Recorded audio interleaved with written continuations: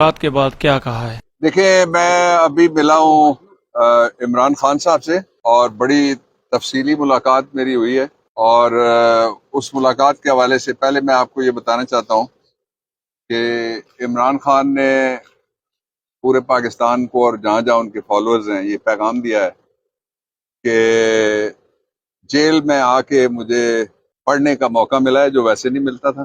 قرآن حکیم تقریباً ختم کر لیا انہوں نے انگلش ترجمے کے ساتھ۔ عمران خان صاحب نے قرآن حکیم اردو کی بجائے انگلش ترجمے، وہ کہتے ہیں کہ انگلش ترجمہ میں نے پڑھا ہے۔ دوسرا جو انہوں نے کتاب پڑھی ہے ابن خلدون کے بارے میں۔ تیسری کتاب انہوں نے سیدنا عمر رضی اللہ عنہ ان کے بارے میں اور ان کے دور حکمرانی کے بارے میں پڑھی ہے۔ اور جو چوتھی کتاب انہوں نے پڑھی ہے وہ ایک بڑی زبردست قسم کی کتاب ہے، اور وہ جارج اوون کے 1984 اس کتاب کا نام ہے، 1984۔ اور پھر ایک اور جو کتاب انہوں نے پڑھی ہے وہ پاکستان کے حالات کے اوپر بڑی فٹ آتی ہے، اس کا نام ہے اینیمل فارم، کہ بندوں کو کس طرح سے جانوروں کی طرح فارم کے اندر قابو کر کے رکھا جاتا ہے۔ اور اس نے دوسری بات یہ کہی ہے کہ حقیقی آزادی کی جد و جہد کے لیے، یہ تو بڑے تھوڑے دن ہوئے ہیں، اگر میری پوری زندگی بھی لگ جائے تو میں پیچھے نہیں ہٹوں گا۔ میں کھڑا تھا، میں کھڑا ہوں، میں کھڑا رہوں گا۔ یہ ان کے الفاظ ہیں جو میں نے آپ تک پہنچائے ہیں۔ پھر وہ جس سیل میں تھے اسی سیل میں ہیں، اور اس سیل کی تفصیلات آپ جان چکے ہیں ساری۔ اس کے بعد آج وہاں ان کے کہنے پہ میں نے ایک درخواست تیار کی۔ درخواست پہ عمران خان صاحب نے دستخط کیے، اور ہم نے سپرنٹینڈنٹ جیل کو وہ دی ہے۔ ان کا حق ہے کہ جس جگہ سے ان کی ضمانتیں لگی ہوئی تھی وہاں ان کو پیش کیا جائے۔ اب نہ ان کے پیش کرنے کی وجہ سے ان کا بنیادی حق متاثر ہوا ہے، رائٹ ٹو ڈیفینڈ، جس کے بارے میں آج سپریم کورٹ آف پاکستان نے بڑی تفصیل سے کہا ہے توشہ خانہ کے اوپر، کہ رائٹ ٹو ڈیفینڈ ہر ملزم کا حق ہے، جو مرضی اس کے اوپر الزام ہو۔ تو یہ تو ایک جھوٹا مقدمہ ہے جس میں ایک متعصب جج نے اپنی کینگرو ججمنٹ دی تھی ان کے خلاف۔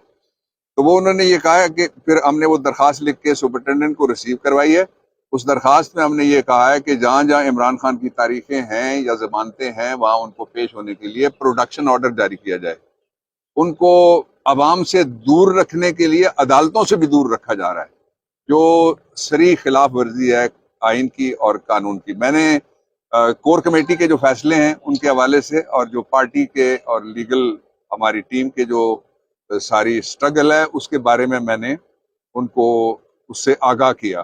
ان کے پاس کوئی انفارمیشن کا ذریعہ اندر موجود نہیں ہے، اس لیے تفصیلی ملاقات میں انہوں نے مجھ سے مختلف چیزیں جو تھی وہ جاننا چاہیں، جو میں نے ان کو بتائیں۔ اور اس کے ساتھ ہی انہوں نے جو پاکستان کے لوگ ہیں، جس طرح سے انہوں نے یوم آزادی پہ، اور خاص طور پہ پاکستان تحریک انصاف کے کارکن یوم آزادی پہ جس طرح سے وہ بڑی تعداد میں باہر نکلے، اس پہ بھی انہوں نے سب کے لیے شاباش کہا ہے۔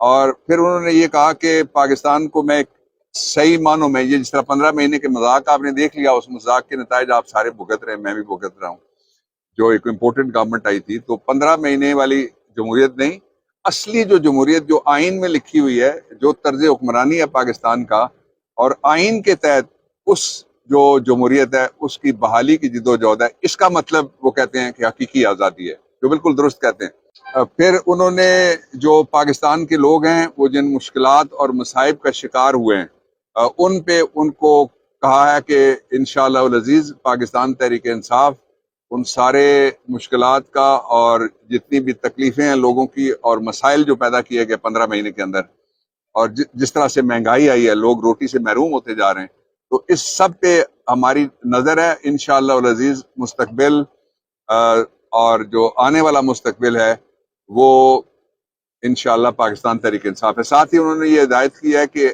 90 روز میں الیکشن منعقد کروانے کے لیے فوری طور پہ، کور کمیٹی نے پہلے ہی فیصلہ کیا ہوا ہے، انہوں نے کہا فوری طور پہ سپریم کورٹ سے رجوع کیا جائے۔ سہولیات، جہاں تک عمران خان کی قید کا تعلق ہے، ان کے لیے سہولیات اجنبی لفظ ہے۔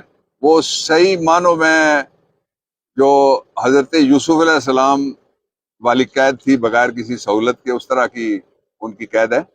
سہولیات والے وہ تھے جن کے لیے آپ کو یاد ہے کوٹ لکھپت کے باہر ایمبولنس کھڑی ہوتی تھی، اندر پلیٹلیٹس گرنے والے بیٹھے ہوئے ہوتے تھے کہ اوپر چلے گئے, نیچے چلے گئے, آ گئے, غائب ہو گئے.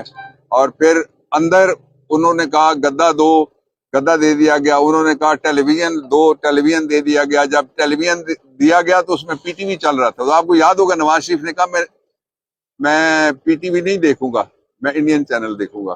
یہ ایک مرد کلندر ہے اور جس کا جو حوصلہ ہے, پہلے اگر وہ چٹان تھا تو اب پہاڑ ہے, پہلے اگر وہ پہاڑ تھا تو اب وہ ہمالا ہے.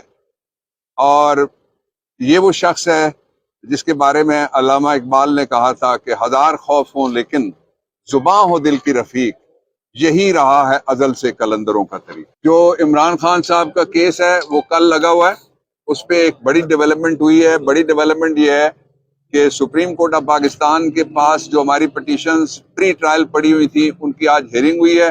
اس میں انہوں نے کہا ہے بادی النظر میں یہ مقدمہ درست نہیں ہے. ہم شروع دن سے کہہ رہے ہیں, میں ابھی بھی کہہ رہا ہوں کہ جھوٹا مقدمہ ہے.